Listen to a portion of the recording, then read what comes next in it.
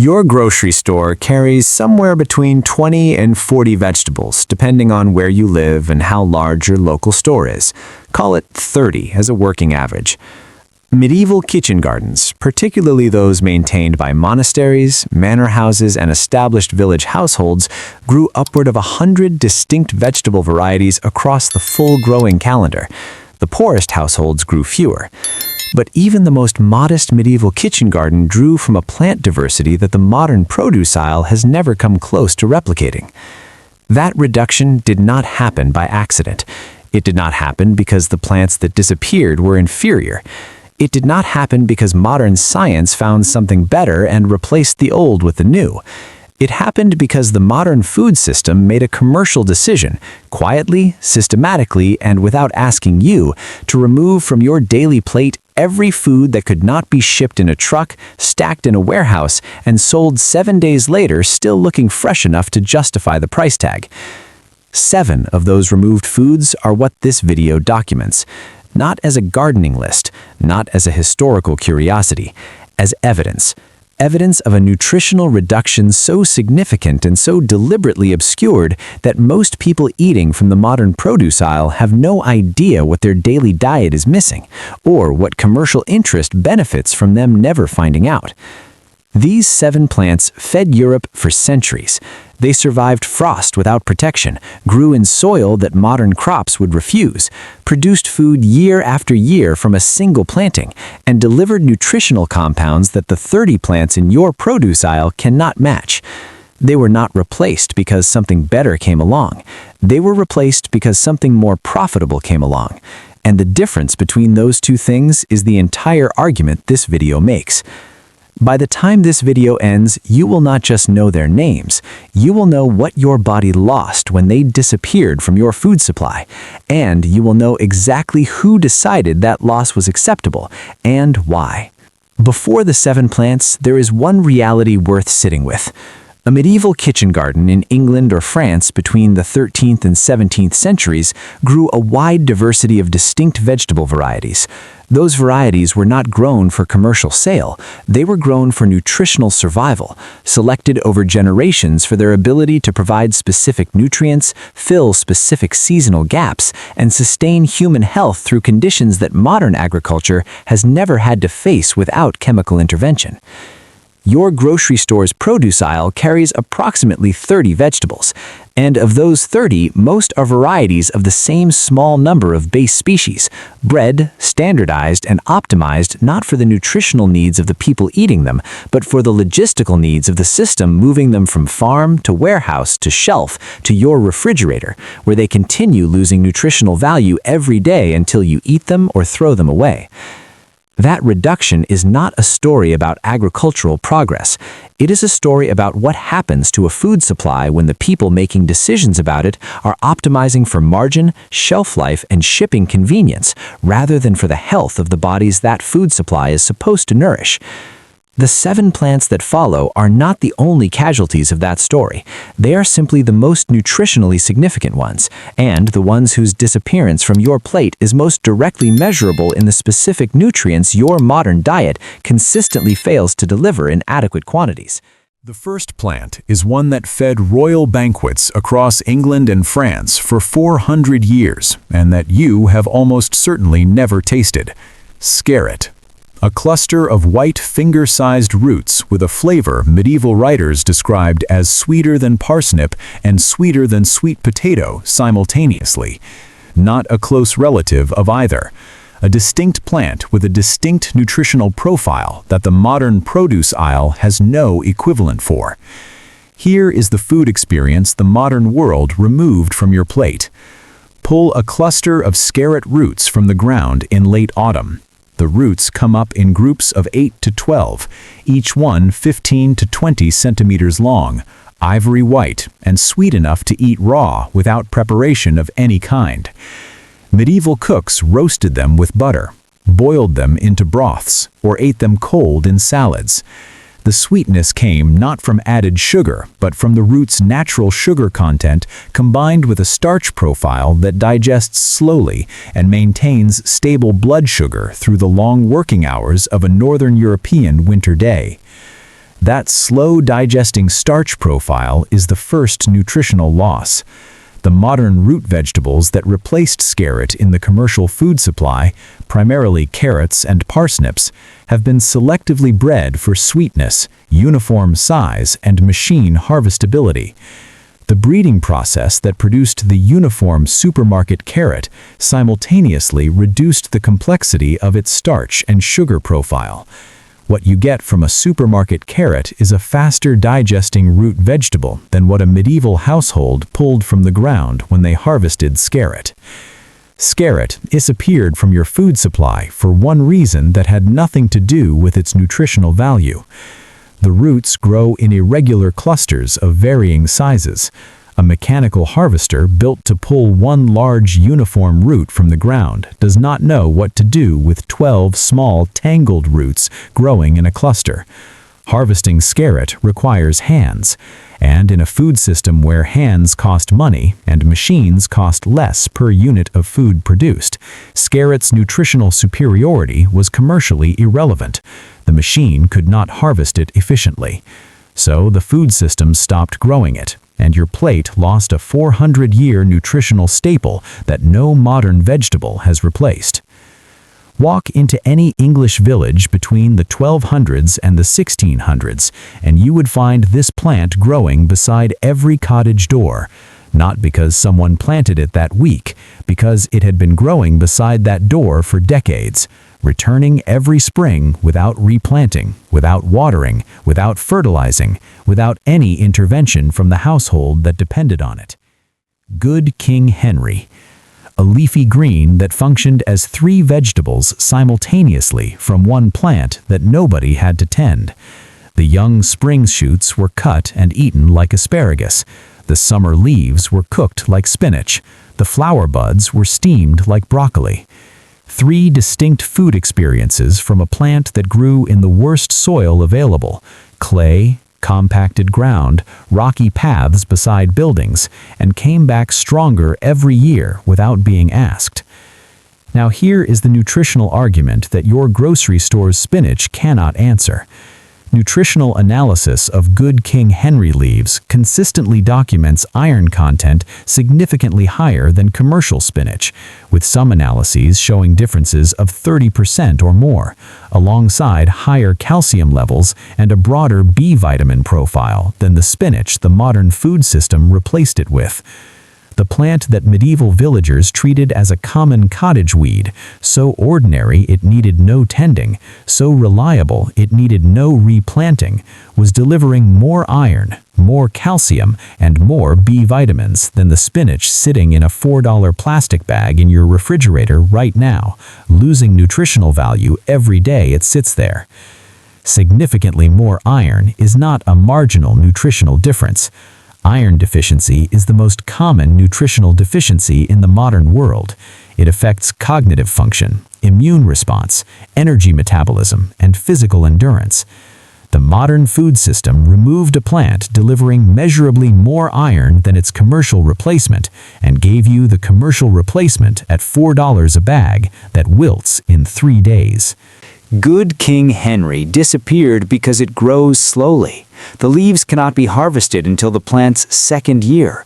Modern agriculture needs crops that move from seed to shelf in 45 days. A plant that requires patience does not fit that production model, regardless of what it delivers nutritionally to the people who eat it. Speed killed Good King Henry, the same way speed kills every food that prioritizes nutritional delivery over commercial convenience. Before celery arrived from Italy in the 1700s, every kitchen in Northern Europe used a different plant for the same culinary role, a taller, darker, more complex plant that had been feeding monasteries, manor houses, and village kitchens across Britain for over 1,000 years. Alexander's. Every part of the plant was edible, and every part was used. The stems were blanched and eaten like celery. The leaves went into soups and stews throughout the winter months. The roots were roasted as a separate vegetable. The flower buds were pickled for long-term preservation. One plant covering 4 distinct food roles across the entire year, not just the narrow culinary role that celery fills as a background flavor in stocks and salads. Alexanders and celery belong to the same plant family, but 500 years of daily institutional use by the most food-literate communities in medieval Europe tells a story about comparative value that commercial convenience erased before modern nutritional science could fully measure it. What the broader nutritional literature on wild versus commercially bred plant varieties consistently shows is that plants selected over generations for survival and nutritional performance rather than shelf life and visual uniformity carry more complex phytochemical profiles than their commercial replacements.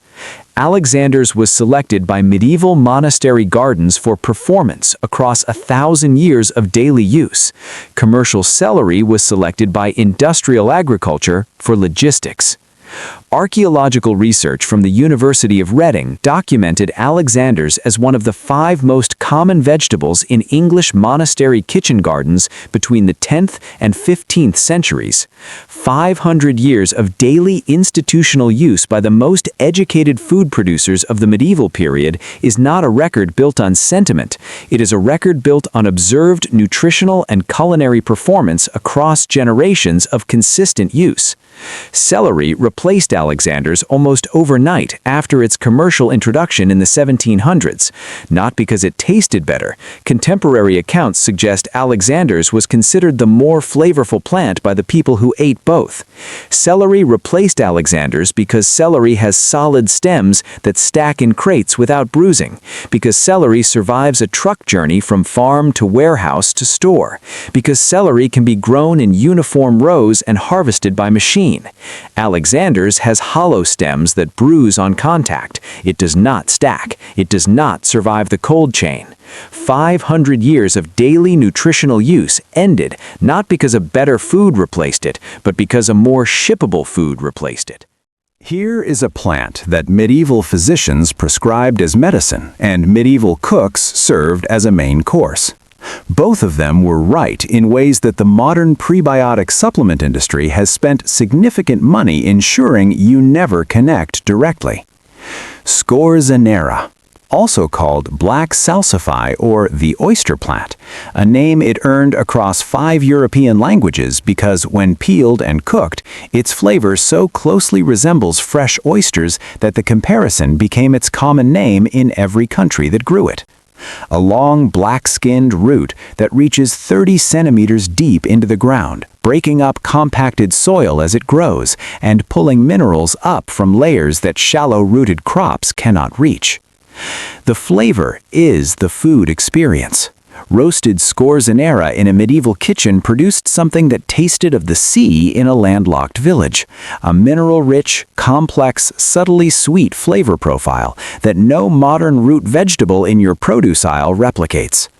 Medieval cooks served it at noble tables not as peasant food, but as a delicacy.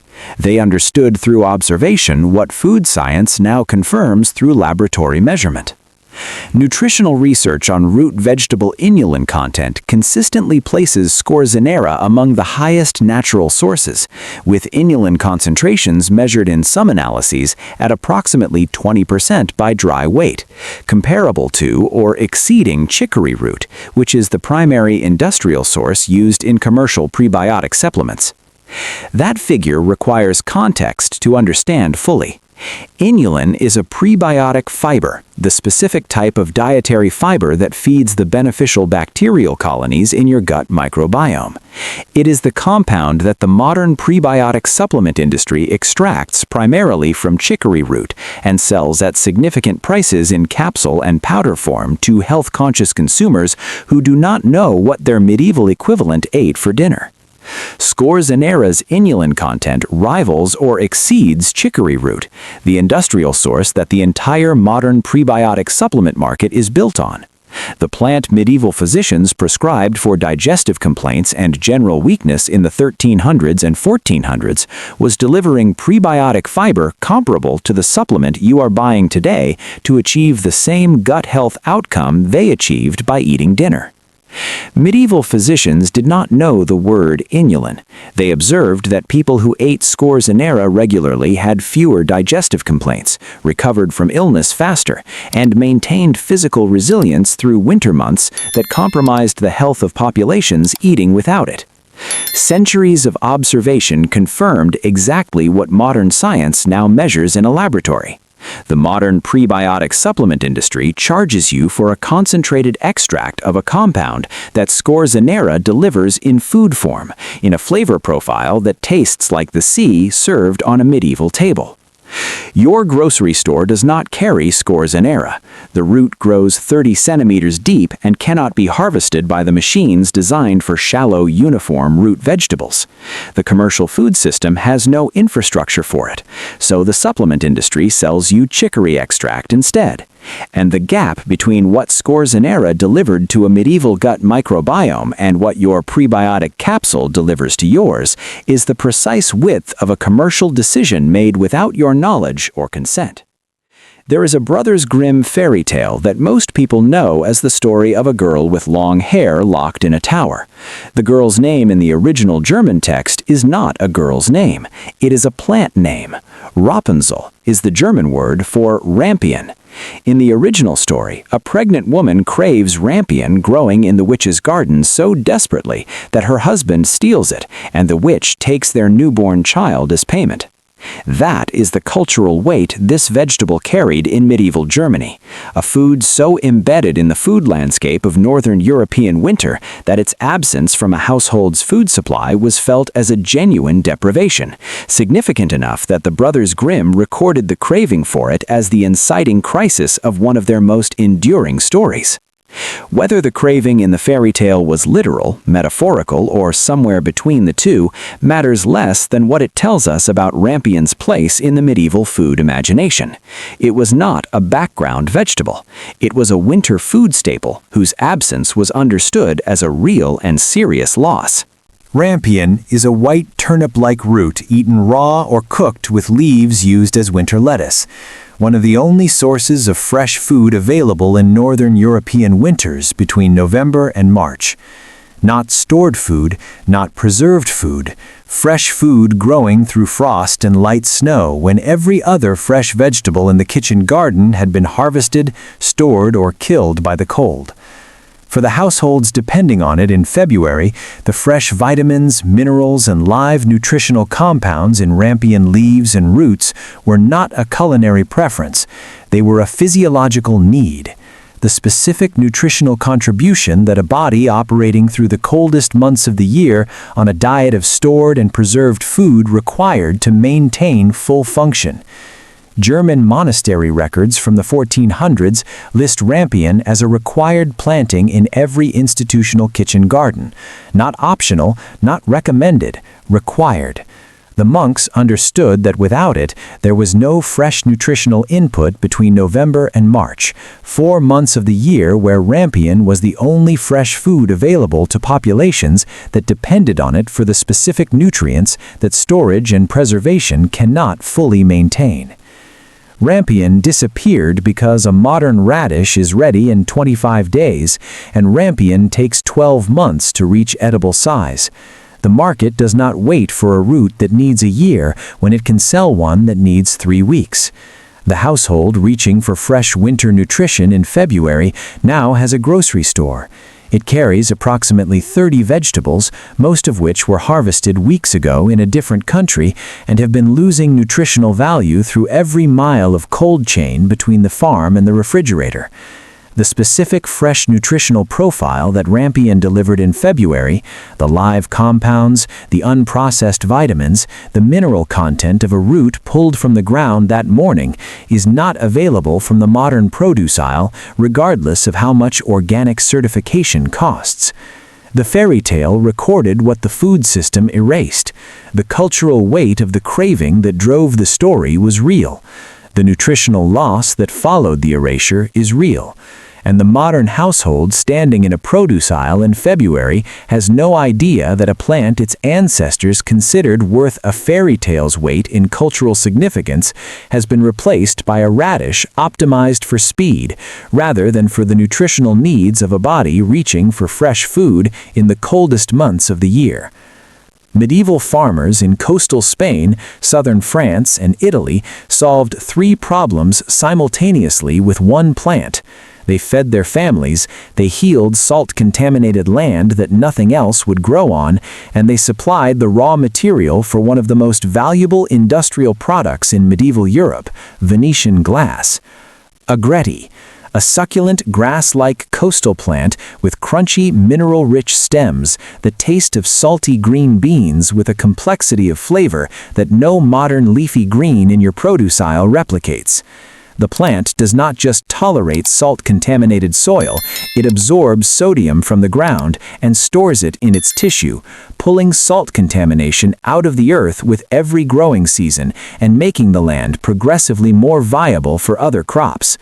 This process, using plants to remove minerals and contaminants from damaged soil, is called phytoremediation. Modern environmental scientists deploy it as an expensive engineered intervention for contaminated industrial land. Medieval Mediterranean farmers were doing it with a food crop that fed their household and then yielded a commercially valuable ash when burned. The burnt plant produced soda ash, sodium carbonate, the key ingredient in Venetian glassmaking for centuries. One plant growing on land that everyone else considered worthless was simultaneously producing food, healing soil, and creating industrial raw material without irrigation, without fertilizer, and without any input from a system that needed to sell something. The specific combination of minerals that Agretti accumulates from salt-rich coastal soil, particularly its sodium, magnesium, and potassium profile, is not replicated by the leafy greens that replaced it in the modern produce aisle. The commercial food system substituted a mineral-accumulating coastal plant evolved for specific soil conditions with standardized greens grown in controlled environments, optimized for visual uniformity rather than mineral density. Agretti disappeared from mainstream food supply for the same reason every nutritionally distinctive traditional food disappeared. The stems start losing their crunch within hours of picking. There is no technology packaging that preserves the textural and nutritional integrity of Agretti through the cold chain journey from coastal farm to inland warehouse to urban supermarket shelf. It is a harvest and eat today food in a system built entirely around harvest and sell next week logistics. The commercial food system had no use for a vegetable that could not survive its own distribution network, so Agretti was removed from that network, and the coastal populations whose mineral nutrition it had supplied for centuries were given spinach in a plastic bag instead. This last plant is the one that shows you most clearly how far the nutritional reduction has gone. Not because it is the most exotic or the most historically obscure, because it is the most recent loss, and because what replaced it is sitting in your refrigerator right now being presented as a health food. Orach, also called mountain spinach, the dominant cooking green across Europe before commercial spinach replaced it in the 1700s. A tall, striking plant with leaves in deep red, purple, gold, and green that grows to 2 meters in height, a single plant producing more edible leaf material than an entire row of commercial spinach. The leaves do not bolt and turn bitter in hot weather the way spinach does. They do not wilt after picking. They handle heat, drought, frost, and poor soil that modern spinach requires chemical intervention to survive. The nutritional case against the replacement is specific and measurable. Nutritional analysis of red orach consistently documents betalain antioxidant levels comparable to or exceeding those found in beetroot, the same compounds associated with blood pressure regulation and anti-inflammatory activity that have driven the commercial beetroot supplement market. The difference is that orach delivers those compounds in a raw edible leaf rather than requiring the cooking or processing that reduces betalain content in beetroot preparation.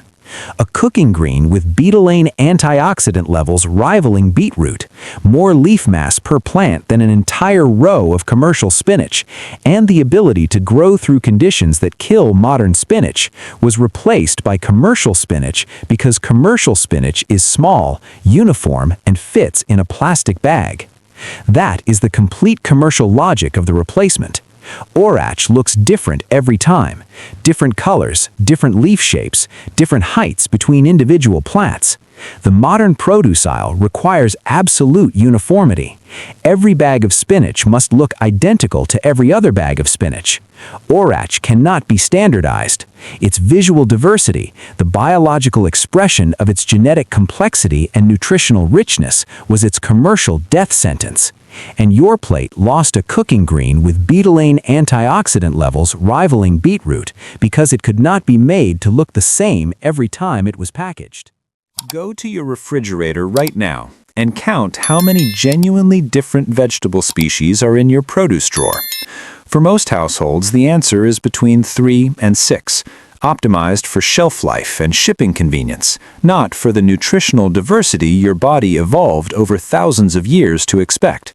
7 plants, 7 commercial decisions, 7 nutritional losses your grocery store made without your knowledge or consent. And this channel exists to keep exposing every one of them, one forgotten food at a time. Subscribe to this channel as we keep exposing them and enlightening you on what matters. Ensure you share this video to those people you think might need the information it contains, and always give our video a like. It helps the algorithm spread this information wide and near. Stay tuned. More videos are coming your way.